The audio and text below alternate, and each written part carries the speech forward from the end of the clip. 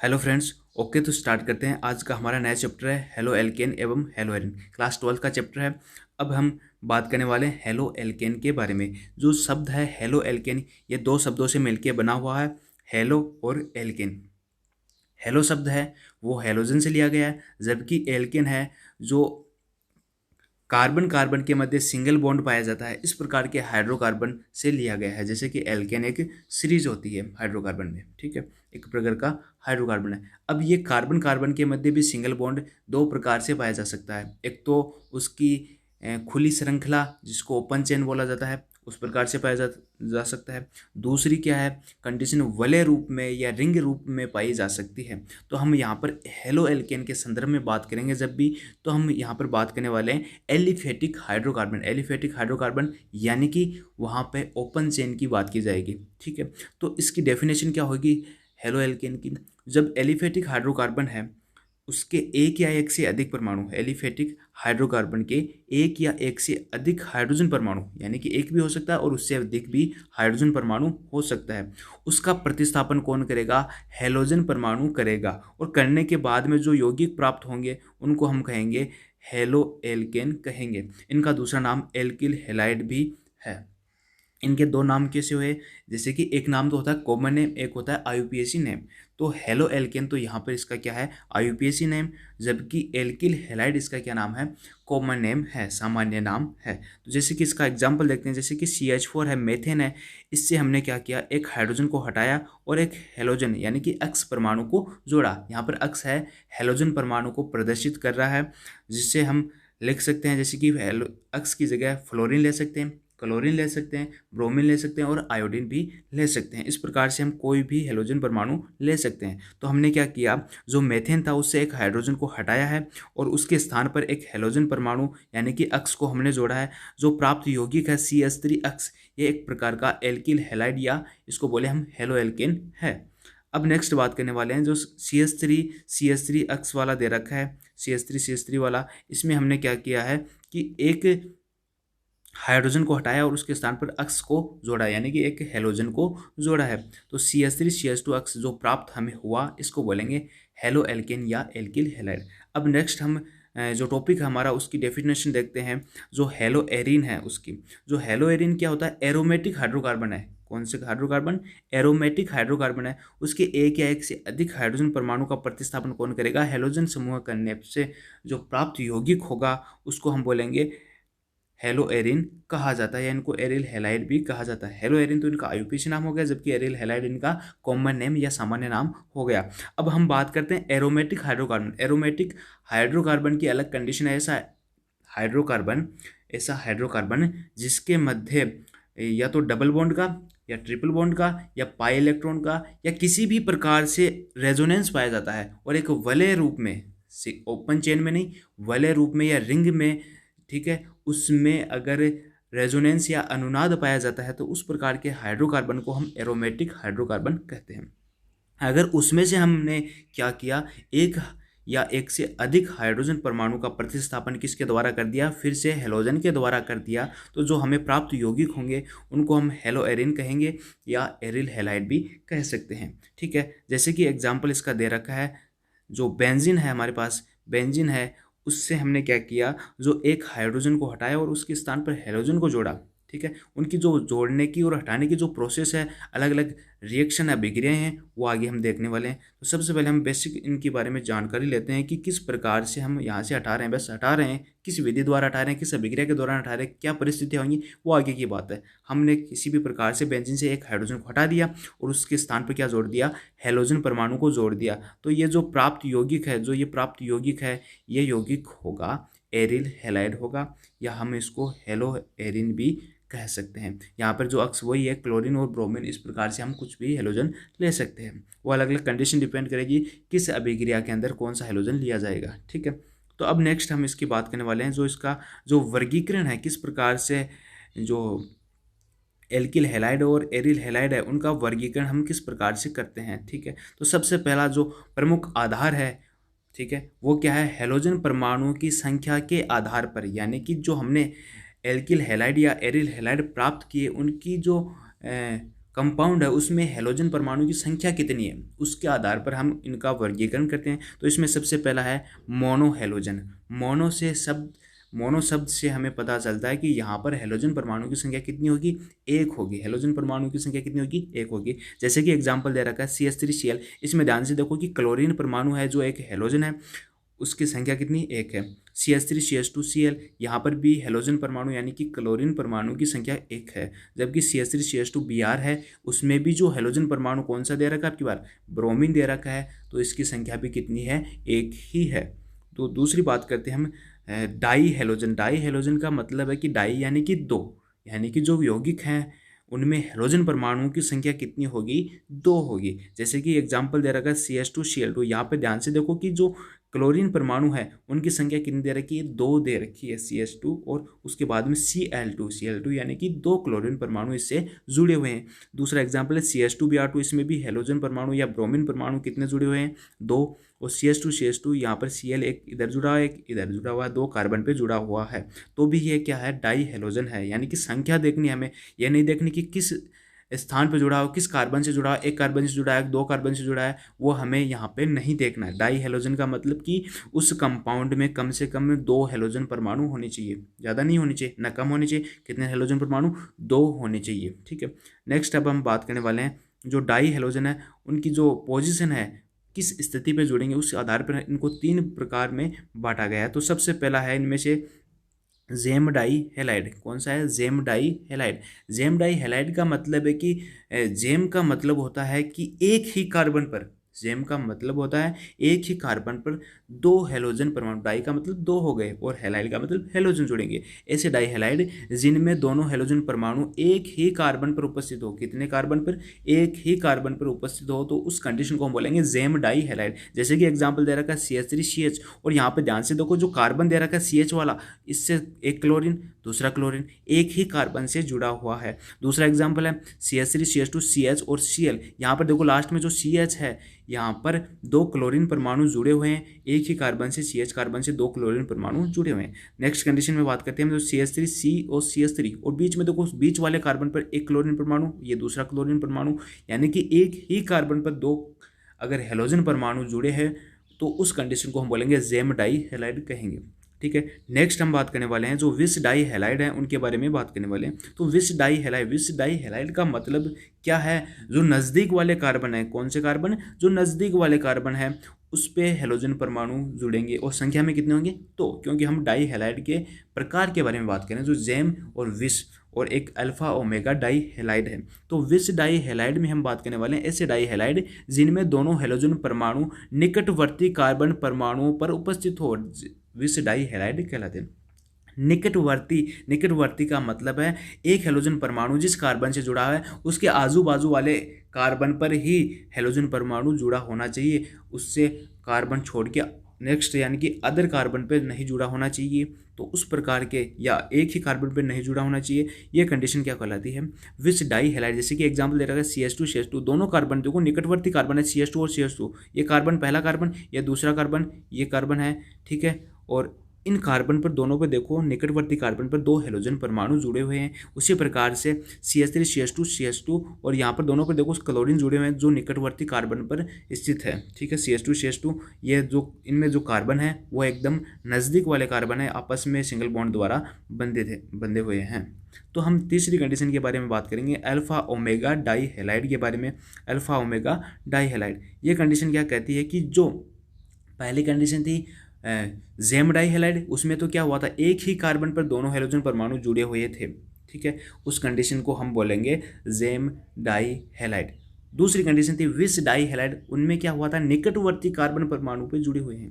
अब इसमें क्या होगा, जो निकटवर्ती कार्बन पे भी नहीं जुड़ेंगे, न एक ही कार्बन पे दोनों हैलोजन जुड़ेंगे, वो एक दूसरे से दूर दूर जुड़ेंगे या उनके अंतिम सिरों पर जुड़े हुए मिलेंगे हमें। जैसे कि इसकी जो डेफिनेशन है वो क्या कहेगी, अल्फा ओमेगा डाई हैलाइड ऐसे डाई हैलाइड जिनमें दोनों हैलोजन परमाणु निकटवर्ती स्थितियों पर न होकर अन्य स्थितियों पर हो, अल्फा ओमेगा डाई हैलाइड कहलाते हैं। जैसे कि एग्जांपल दे रखा है CH3CH CH2 और CH2। यहाँ पे देखो ये जो कार्बन है कौन सा कार्बन, ये वाला कार्बन है, इससे क्लोरीन परमाणु जुड़ा हुआ है, जबकि ये वाला कार्बन है, इससे क्लोरीन परमाणु जुड़ा हुआ है। हम ये नहीं कह सकते कि एक ही कार्बन पे दोनों हेलोजन परमाणु जुड़े हुए हैं, बिल्कुल नहीं कह सकते, क्योंकि ये अलग अलग है, न ही निकटवर्ती कंडीशन पे है। यानी कि अगर इस बीच वाले कार्बन पर अगर कोई क्लोरीन परमाणु होता, एक वाला कोई सा भी छोड़ देते, तो हम कह सकते थे कि ये कौन सा हो जाएगा, जो विस डाई हैलाइड हो जाएगा। जबकि यहाँ पर बीच में एक कार्बन और एक्स्ट्रा में रह गया है और इसके बाद में बाजू वाले कार्बनों पर क्लोरीन परमाणु है, इसका मतलब कि ये न तो एक कार्बन पे न निकटवर्ती कंडीशन पे और अलग अलग कंडीशन पर, इसलिए हम इसे कहेंगे अल्फा ओमेगा डाई हैलाइड। दूसरा एग्जांपल देख सकते हैं, जैसे कि CH2 के और CH2 और Cl, इस प्रकार से। जो स्टार्टिंग का CH2 है, स्टार्टिंग का CH2 है, ये CH2 है, यहाँ पे देखो क्लोरीन परमाणु जुड़ा हुआ है, जो अंतिम CH2 है यहाँ पर भी क्लोरीन परमाणु जुड़ा हुआ है। तो ठीक है, इस प्रकार के जो डाई हैलाइड हैं उनको अल्फा ओमेगा डाई हैलाइड कहते हैं। ठीक है, तो तीसरी कंडीशन हम बात करने वाले हैं अभी ट्राई हेलोजन के बारे में। ट्राई का मतलब सिंपल सा है कि 3 से लिया गया है। ट्राई का मतलब कितने से लिया गया है, 3 से लिया गया है। जो हमें कंपाउंड प्राप्त होंगे, एल्किल हैलाइड हुआ चाहे एरिल हैलाइड हुआ, उनमें हेलोजन परमाणु की संख्या कितनी होगी, 3 होगी। हेलोजन परमाणु की संख्या कितनी होगी, 3 होगी। तो उस कंडीशन को हम बोलेंगे ट्राई हेलोजन बोलेंगे। जैसे कि इसका एग्जाम्पल दे रखा है CH Cl3, यहाँ पे देखो कार्बन CH है, उसके बाद में क्लोरीन परमाणु की संख्या कितनी है, Cl3, यानी कि 3 क्लोरीन परमाणु जुड़े हुए हैं। जैसे कि CHI3 है, जो कार्बन है उसके पास में कितने हेलोजन परमाणु जुड़े हुए हैं, 3 हेलोजन परमाणु, यानी कि आयोडीन परमाणु जुड़े हुए हैं। ये CH3 क्लोरोफॉर्म है और CHI3 आयोडोफॉर्म है। इनके बारे में हम डिटेल्स देखने वाले हैं, इनके उपयोग वगैरह, केमिकल रिएक्शन वगैरह, इनकी बेसिक जानकारी हैं वो अलग से दी गई है, उनके बारे में हम अध्ययन करेंगे किस काम में आते हैं ये। तो ठीक है, तो यहाँ पर तो इतने ये जो ट्राई हेलोजन के प्रकार हैं CHCl3 और CHI3, ये किसके हैं, ट्राई हेलोजन के प्रकार हैं। नेक्स्ट हम बात करने वाले हैं जो टेट्रा हेलोजन है, उसके बारे में बात करने वाले हैं। जो टेट्रा हेलोजन है इसका मीन क्या है, टेट्रा हेलोजन का मीन क्या है कि टेट्रा यानी कि 4। टेट्रा का मतलब केमिस्ट्री में क्या होता है, 4 होता है। तो इसमें हेलोजन परमाणुओं की संख्या कितनी होती है, 4 होती है। जैसे कि एग्जांपल दे रखा है CCl4 में जो क्लोरीन परमाणु है उसकी संख्या कितनी है, 4 दे रखी है। अब हम जो हमें यौगिक प्राप्त हुए थे, जो एल्किल हैलाइड या एरिल हैलाइड प्राप्त हुए थे, उनमें जो हेलोजन परमाणुओं की संख्या के आधार पर तो हमने उनको वर्गीकृत कर दिया। अब हम नेक्स्ट उनकी बात करने वाले हैं। जो प्रमुख आधार एक और है, वह है हेलोजन परमाणु जिस पर कार्बन परमाणु जुड़ा है। हेलोजन परमाणु जिस कार्बन परमाणु पर जुड़ा हुआ है उसकी संकरित अवस्था के आधार पर, अर्थात संकरण के आधार पर देखेंगे जहां हेलोजन परमाणु जुड़ा हुआ है उस कार्बन का संकरण क्या है। तो सबसे पहली कंडीशन बनती है sp3 बंध युक्त यौगिक, sp3 बंध युक्त यौगिक, यानी कि sp3 संकरित वाली कंडीशन होगी। यहाँ पर CX का मतलब है कार्बन जिस हेलोजन परमाणु से जुड़ा हुआ है उसका संकरण sp3 हो। ठीक है, अब हम देखने वाले हैं कि sp3 संकरित जो कंडीशन है उसमें हम देखने वाले हैं, ये 3 प्रकार की कंडीशन देखने वाले हैं। सबसे पहले जो हम देखेंगे एल्किल हैलाइड वाली कंडीशन देखेंगे। एल्किल हैलाइड में क्या होगा कि जो sp3 जो एल्किल समूह है, जिस हेलोजन परमाणु जिस एल्किल समूह पर जुड़ा होगा, यह 3 प्रकार से हो सकता है। तो पहली कंडीशन है जैसे कि ये एल्किल समूह जुड़ा हुआ है और इसका जो नेक्स्ट कार्बन है इसके 2 साइड में देखो हाइड्रोजन परमाणु जुड़े हुए हैं, जबकि एक तरफ हेलोजन परमाणु जुड़ा हुआ है। अब यहाँ पे देखो जो कार्बन है जिससे हेलोजन जुड़ा हुआ है उसकी कंडीशन कौन सी है, उसका संकरण क्या है, sp3 संकरण है। ठीक है, अब यहाँ पर हम बात करने वाले हैं 3 प्रकार की कंडीशन कैसे बनेगी, जैसे कि 1 डिग्री, 2 डिग्री और 3 डिग्री, प्राथमिक, द्वितीयक और तृतीयक हैलाइड। प्राथमिक का मतलब होता है जिस जो हेलोजन है जिस कार्बन से जुड़ा हुआ है वो अलग कितने कार्बन से जुड़ा हुआ है। अगर एक कार्बन से जुड़ा हुआ है तो 1 डिग्री, 2 कार्बन से वह जुड़ा हुआ है तो 2 डिग्री और 3 कार्बन से जुड़ा हुआ है तो उसकी कंडीशन हो जाएगी 3 डिग्री या तृतीयक हैलाइड कहलाएगा। जैसे कि ये कार्बन है, हमने जो पहला एग्जाम्पल दे रखा है, ये कार्बन है, ये कौन सा कार्बन, ये कार्बन, ये एक हेलोजन परमाणु से जहाँ से जुड़ा हुआ है हेलोजन परमाणु से, उसके पास में देखो एक ही कार्बन है, एल्किल, आर का मतलब है एल्किल ग्रुप है इसमें, यानी कि एक कार्बन है जो सिंगल बॉन्ड द्वारा जुड़ता जा रहा है। आगे सीरीज लंबी चल सकती है, CH3 CH2 CH2 CH2 इस प्रकार से आगे चल सकती है। आर का मतलब कितने भी कार्बन की श्रृंखला हो सकती है। हमें एल्किल समूह को डिनोट करने के लिए आर को लिखा जाता है, देखो इस प्रकार से। तो प्राथमिक या 1 डिग्री हैलाइड हो गया। ठीक है, दूसरी कंडीशन है जो ये कार्बन दे रखा है जिससे हेलोजन जुड़ा हुआ है उस पर देखो हमने दो ओर से एल्किल समूह जुड़े हुए हैं, दो ओर से एल्किल समूह है, यानी कि दो है संख्या में तो 2 डिग्री हैलाइड होगा, द्वितीयक हैलाइड होगा। और तीसरी कंडीशन हमारी बनती है जो तृतीयक या 3 डिग्री हैलाइड बनती है, जिसमें देखो ये कार्बन है जिससे हेलोजन परमाणु जुड़ा हुआ है, उसके जो नज़दीक जो बाकी 3 संयोजकता है उस पे भी कार्बन जुड़े हुए हैं या एल्किल समूह जुड़े हुए हैं। इस कंडीशन को हम बोलते हैं 3 डिग्री या तृतीयक हैलाइड बोलते हैं। उसके बाद में नेक्स्ट हम बात करने वाले हैं जो कंडीशन है sp3 संकृत वाली, तो वो है एलाइलिक हैलाइड। कौन सी है? Allylic halide. इसमें देखने वाले हैं जिसमें हेलोजन परमाणु किस समूह से जुड़ा होगा? एलाइलिक समूह से जुड़ा हुआ होगा। ये कंडीशन क्या होती है? जिस कार्बन से हेलोजन परमाणु जुड़ा हुआ है, जिस कार्बन से हेलोजन परमाणु जुड़ा हुआ है उसके नज़दीक वाला कार्बन किसी डबल बॉन्ड से जुड़ा होगा। आई बात समझ में? कि जिस कार्बन से हेलोजन परमाणु जुड़ा हुआ है उसके जो नज़दीक है, जो नज़दीक कार्बन है वो किसी न किसी कार्बन से डबल बॉन्ड द्वारा जुड़ा हुआ होगा। तो ऐसी कंडीशन क्या कहलाएगी? एलाइलिक समूह कहलाएगा। जैसे कि एग्जांपल यहाँ पर दे रखा है CH2 डबल बॉन्ड CH और CH2, यहाँ पर फ्री वैलेंसी दिखा रखी है, एलाइलिक समूह है। यानी कहने का मतलब है ये जो फ्री वैलेंसी यहाँ पर दिखा रखी है इससे हेलोजन परमाणु जुड़ा हुआ है, और ये जो हेलोजन परमाणु जिस कार्बन से जुड़ा हुआ है यानी CH2 वाले इस कार्बन से जुड़ा हुआ है, और जो इससे नज़दीक वाला कार्बन है ये किसी न किसी डबल बॉन्ड द्वारा किसी अन्य कार्बन के द्वारा जुड़ा हुआ है। जैसे कि एग्जांपल दे रहा है CH2 डबल बॉन्ड CH2 और अक्स। यहाँ पे देखो जो हेलोजन परमाणु जुड़ा हुआ है उसके नज़दीक वाला कार्बन sp3 संकलित है या नहीं है, तो उसके जो नज़दीक वाला है फिर उसके नज़दीक वाला कार्बन है, जो कार्बन है उसकी कंडीशन क्या है? उसकी कंडीशन क्या है कि वह एक डबल बॉन्ड द्वारा किसी कार्बन द्वारा जुड़ा हुआ है। ठीक है। जो नेक्स्ट कंडीशन हम बात करने वाले हैं जो sp3 संकरित में होगी वो है बेंजिल हैलाइड। बेंजिल हैलाइड यानी बेंजिल हैलाइड किसे कहेंगे? जब टोलुइन है जो बेंजीन के ऊपर CH3 ग्रुप जुड़ा हुआ होता है उस कंडीशन को बोलते हैं टोलुइन। ठीक है, उस कंपाउंड को क्या बोलेंगे? टोलुइन। अब टोलुइन से हम एक हाइड्रोजन को हटा के उसके स्थान पर हम हेलोजन परमाणु को जोड़ देंगे, ठीक है, तो वह बेंजिल हैलाइड कहलाएगा। अगर उससे टोलुइन से एक हेलोजन परमाणु को हाइड्रोजन परमाणु को हटा देंगे तो समूह बन जाएगा, वो बेंजिल समूह कहलाएगा। कौन सा समूह है? बेंजिल समूह कहलाएगा। तो इसमें हेलोजन परमाणु किस पे जुड़ा होगा? बेंजिल समूह पे, यानी कि टोलुइन से एक हाइड्रोजन हटाएंगे तो वह समूह कहलाएगा बेंजिल समूह है, और उस पर अगर हेलोजन जुड़ जाएगा तो उसको बोलेंगे बेंजिल हैलाइड। यहाँ पे देखो बेंजीन के ऊपर जो CH3 समूह था उससे एक हाइड्रोजन को हटा के वहाँ पर हेलोजन परमाणु जोड़ दिया गया है। अब देखेंगे जो हेलोजन है जिस कार्बन से जुड़ा हुआ है उसका संकरण क्या है? sp3 संकरण ही है।